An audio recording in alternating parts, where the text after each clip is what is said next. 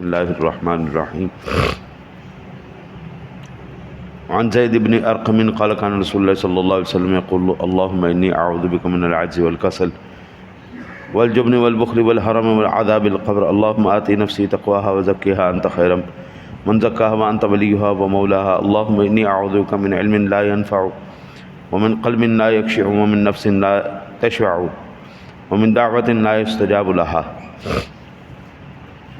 حضرت زید بن ارقم رضی اللہ تعالی عنہ کی ذات گرامی سے روایت ہے، اس کو امام مسلم نے نقل کیا ہے۔ وہ کہتے ہیں کہ آقا جی نبینا علیہ الصلوۃ والسلام یہ دعا فرماتے تھے، الہی میں عاجز رہ جانے سے، سستی سے، بزدلی سے، کنجوسی سے، بڑھاپے سے، عذاب قبر سے تیری پناہ مانگتا ہوں۔ الہی تو میرے نفس کو اس کی پرہیزگاری دے، اسے پاک کر دے، تو بہترین پاک کرنے والا ہے، تو ہی نفس کا والی وارث ہے۔ الہی میں تیری پناہ مانگتا ہوں اس علم سے جو نفع نہ دے، اس دل سے جو عاجزی نہ کرے، اور اس نفس سے جو سیر نہ ہو، اور اس دعا سے جو قبولیت نہ ہو۔ علم عربی زبان میں کہتے ہیں جاننے کو۔ اس حدیث کے باقی حصوں پر میں عرض کر چکا ہوں۔ آج لا ينفع علم لا ينفع، غیر نافع علم کے بارے میں عرض کرنے کی کوشش ہے۔ جی عربی زبان میں علم کہتے ہیں جاننا یا معرفت حاصل کرنے کے، جو پھر عالمہ سے ماخوذ ہے۔ غیر نافع کے معنی وہ جو نفع نہ دے، غیر مفید۔ لسان العرب میں ابن منظور علم کے بارے میں لکھتے ہیں کہ ادراک والمعرفت والنفع ما یفید الانسان فی دینہ او دنیا۔ علم معرفت اور ادراک کو کہتے ہیں، علم معرفت اور ادراک کو کہتے ہیں، اور نفع وہ جو انسان کو اس کے دین یا دنیا میں فائدہ دے۔ لسان العرب کی چوتھی جلد۔ جو علم آپ کو دین میں یا دنیا میں نفع نہ دے وہ بیکار علم۔ مثلا میں آپ کو عرض کروں، فضول باتیں کرنا، فضول باتیں کرنے سے، چغلی کرنے سے، غیبت کرنے سے، حسد کرنے سے، جھوٹ بولنے سے، فساد پھیلانے سے نہ آپ کا دنیا کا فائدہ ہے نہ آخرت کا فائدہ۔ گالی گلوچ کرنے سے نہ دین کا فائدہ ہے نہ دنیا کا فائدہ ہے۔ وہ علم جو جادو ٹونے میں استعمال ہو، کوئی اس کا فائدہ نہیں، بیکار علم۔ کالا علم ہو، کسی کو زج کرنے کے لیے چرب زبانی ہو، یہ بالکل زیرو علم ہے، اس کی کوئی ویلیو نہیں۔ وہ علم جو اللہ اور اس کے رسول کے بارگاہ میں ہمیں ذلیل و رسوا کروا دے، اس علم کی ایک ٹیڈی پیسہ ویلیو نہیں۔ پھر علامہ تفتزانی علیہ رحمہ فرماتے ہیں العلم غیر نافع ہوا ما لا یفید فی دینی ولا فی الدنیا بل یعید عن الحق ویشغل عن طاعت اللہ تعالی۔ غیر نافع علم وہ ہے جو نہ دین میں فائدہ دے اور نہ دنیا میں، بلکہ حق سے دور کر دے اور اللہ تعالیٰ کی اطاعت سے مشغول کرے۔ غیر نافع علم ایک تعریف علامہ تفتزانی نے کی کہ وہ علم جو آپ کو اللہ سے دور کر دے وہ کوئی علم نہیں۔ آپ ذرا سیانے لوگ ہیں ماشاءاللہ میرے سامنے، آج سے 50 سال 70 سال 80 سال پہلے جو ہمارے باپ دادا کی ہے دور ہے، یہ لوگ پڑھے لکھے زیادہ نہیں تھے لیکن عمل کرنے والے بڑے کمال کے تھے۔ یوں کہہ لیں کہ وہ لوگ دنیاوی علم تو نہیں رکھتے تھے لیکن مسلمان بڑے پکے تھے، بڑے پکے مسلمان۔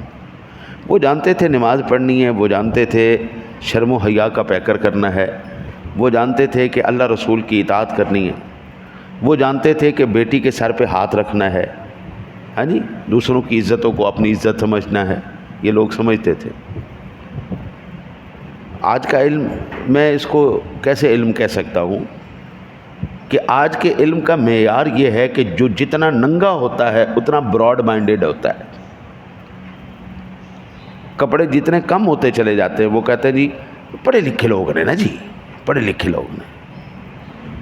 خواتین کا خواتین کے ساتھ بے پردہ، مردوں کے ساتھ خواتین کا مردوں کے ساتھ بے پردہ گفتگو کرنا. اب میں ایک محفل میں بیٹھا تو وہ اب اس بات کے دلائل دینے کے لیے قائل کرنے کی مجھے کوشش کر رہے تھے کہ یہ لیون ریلیشن جو ہے بغیر شادی کے کٹھیاں میاں بیوی کی طرح رہنا، یہ اس دور کا تقاضا اور براڈ مائنڈڈ ہے. میں نے کہا اگر اس سے بچہ پیدا ہو جائے گا تو پھر کیا ہوگا؟ بغیر شادی کے آپ آپس میں رہ رہے ہیں میاں بیوی کی طرح، تو پھر اس سے اگر آپ کا بچہ پیدا ہوگا تو آپ اس کو کیا، وہ کس کھاتے میں جائے گا؟ میں نے کہا اس شریعت اسلامی کے اندر تو اس کی کوئی گنجائش نہیں. شریعت کہتی ہے زنا کرنے کے بجائے نکاح کرو، نکاح کر کے اپنی نسل چلاؤ اور اس کے نسب کو زندہ رکھو.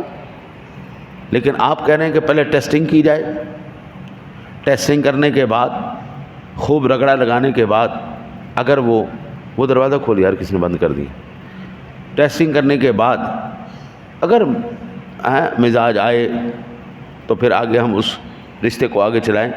یہ کون سا علم ہے یار؟ میں آج سے 50 سال 80 سال پہلے بزرگ کو جو اس تصور کو اور اس بات کو بھی جو ہے جرم سمجھتا تھا، میں اس کو تو پڑھا لکھا کہہ سکتا ہوں. میں ایسے جاہل کو کیسے پڑھا لکھا کہہ دوں جس کے ہاں بچیوں کی عزتوں کو پامال کرنا یہ ترقی کہلاتی ہے، جس کے ہاں دیکھیں نا ایک بچی کی عزت یہی ہے نا، وہ اپنی بکارت سنبھال کے رکھتی ہے، یہ اس کی عزت ہے، اس کا وقار ہے، شرم و حیا ہے. اب اس کو اڑا کے رکھ دیا اور پھر کہتے ہیں یہ ترقی ہے، یہ علم ہے. جتنے بڑے بڑے ادارے، میں 2-4 آپ سارے ماشاءاللہ سیانے بیٹھے، آپ لوگ تو ماشاءاللہ اس محکمے سے آپ جانتے ہیں، بٹ جتنا بڑا ادارہ ہوتا ہے وہاں پر اتنی ہی زیادہ منشیات اور یہ خرافات. اس کو برا نہیں سمجھا جاتا، اس کو ترقی اور اس کو وہ سمجھا جاتا ہے کہ جناب یہ اس دور کا تقاضا ہے. جی ابھی میں بچوں کو اپنے یونیورسٹیوں میں داخل کرا رہا ہوں نا جی. اب کسی یونیورسٹی کا جناب سیمسٹر کا پورا کرنے کا 1 کروڑ روپے ہے، کسی کا 80 لاکھ ہے. جن کا 1 کروڑ 80 لاکھ روپے ہے سیمسٹر پورا کرنے کا، اس کے اندر نشہ ہے، اس کے اندر بے راہروی ہے، اس کے اندر جنسی آزادی ہے. کسی اور بڑے بڑے ٹائکون لوگوں کے بچے پڑھتے ہیں، چھوٹے موٹے ماتڑوں کے بچے وہاں پہ نہیں جا سکتے. اور اگر آپ وہاں پر ان کو اس چیز سے منع کرتے ہیں تو آپ سے بڑا کوئی جاہل ہے ہی کوئی نہیں. یہ جو بچے علم حاصل کر رہے ہیں یہ علم کی تعریف میں آئے گا؟ جو آپ کو نشے کی طرف لے جائے، جو آپ کو جرائم کی طرف لے جائے، جو آپ کو اپنے جو اب دیکھیں نا جی ہمارے آج بھی نظروں کے اندر ہمارے بزرگوں کی احترام، نانی ہے، نانا ہے، دادا ہے، چاچا ہے، پھپھا ہے، خالو ہے، تایا ہے، ہمارے یہ سارے نہ بھی ہو ہمارا اپنا استاد ہے. ہم نے بچپن میں جس استاد سے بھی پڑھا ہے نا جی اس کے لیے بھی آج ہمارے لیے احترام ہے. ہم آج بھی اس کو چک کے ملتے ہیں، سلام کرتے ہیں، گھٹنوں کو ہاتھ لگاتے ہیں. ہم یہ اس لیے کرتے ہیں کہ اس بندے نے ہمیں اللہ کے قریب کیا ہے، ہمیں قرآن حدیث اس نے سکھایا ہے. لیکن میں آج کے کیسے اس بچے کو میں کہوں کہ یہ بچہ تعلیم یافتہ ہے اور پڑھا لکھا ہے، اس سینس میں کہ جب وہ استاد کو ملتا ہے وہ احترام نہیں کرتا، وہ ادب نہیں کرتا. آپ لوگ سیانے لوگ ہیں، لاہور کے اندر جو بوڑھوں کو یتیم خانہ کھول دیا گیا ہے، یہ یتیم خانہ کیا آپ لوگوں نے کھولا تھا یا آج کی نسل نے کھولا ہے؟ مجبور ہو کر حکومت پاکستان نے مجبور ہو کر انہوں نے کہا کہ آج کا تعلیم یافتہ بچہ نہ اپنی ماں کو سنبھال پا رہا ہے نہ اپنے باپ کو سنبھال پا رہا ہے. بجائے اس کے کہ یہ خودکشیاں کرتے پھریں، بجائے اس کے کہ ان کو ویسے مار دیا جائے، تمہاری مہربانی تم نہیں اپنے ماں باپ کو پال سکتے تو ہمیں دے جاؤ، ہم تمہارے ماں باپ پال دیں گے، جب تک زندہ ہیں ہم ان کا خیال رکھ لیں گے.